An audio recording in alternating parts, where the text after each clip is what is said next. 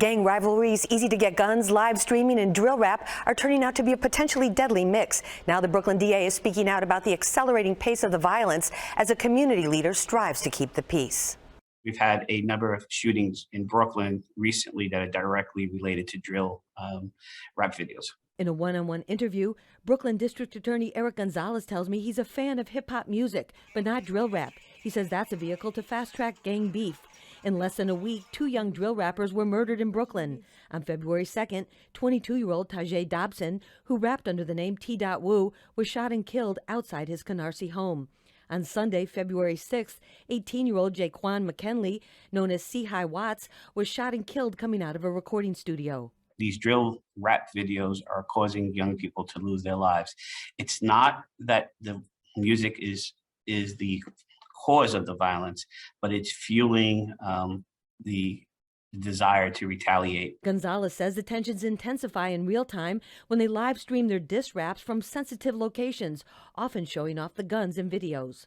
They're shooting live, so Facebook Live, Instagram Live, from a location. They're rapping and they're taunting their rivals in their rivals' gang territory. So they're like, "We're here, come get us. If we see you, we're gonna shoot you."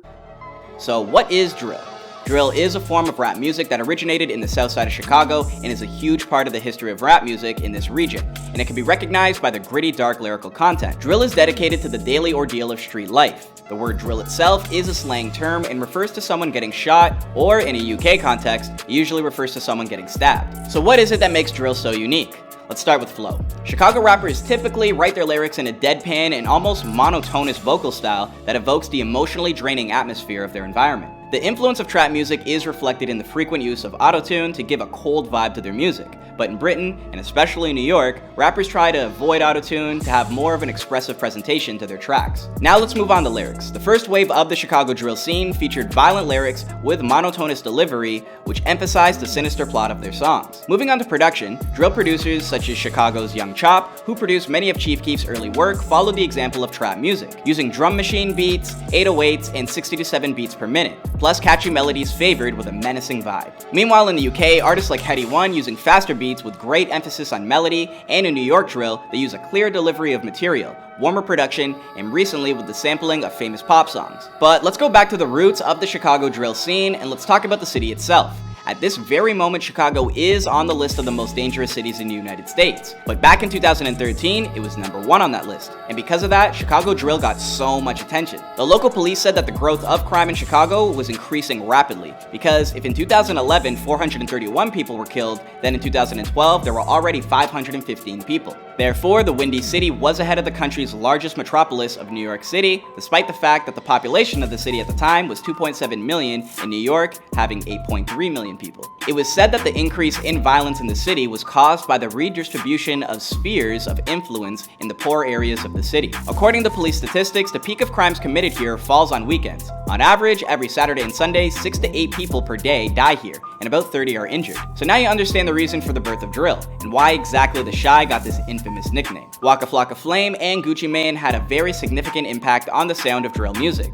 But as with many hip-hop scenes, it was the culture of the environment that really influenced the sound. Drill was based on the chaotic nature and frequent incidents of violence in certain neighborhoods on the south side of Chicago, especially in the Woodlawn area, also known as Drill City. Rapper from Woodland, Pac-Man, was the first one to use the word drill for describing shooting in his single, which was released in 2010 and titled It's a Drill, and unfortunately, his life ended in the exact same year. However, this song became an example for future drill rappers like Chief Keef and his singles I Don't Like and Kanye's remix on it, which brought national attention to this genre, and after Love Sosa, everybody fell in love with it. Drill music took off when Chief Keef signed to Interscope and his appearance on Yeezus back in 2013. And yes, Chief Keef wasn't the only one who gave the Chicago drill scene a boost in popularity. G Herbo, Lil Durk, Lil Reese, and Fredo Santana also contributed to the development of this genre. This wave couldn't be unnoticed. For example, the UK, at the time grime, was the main rap genre in the UK, and drill became an alternative which started an evolution of the UK rap scene. And grime also influenced the sound of the local drill scene, and that's why their beats are faster and sound more electronic. But for now, let's keep our eyes on the US. Now we're moving to New York, and like British artists, drill performers in New York were also inspired by the Chicago brothers to describe the life of local gangs. While the London drill scene didn't spawn the New York drill scene, rappers from the Big Apple borrowed a ton of sound, style, and rhythm features from their London counterparts. A great example example of this is Pop Smoke's single, Welcome to the Party,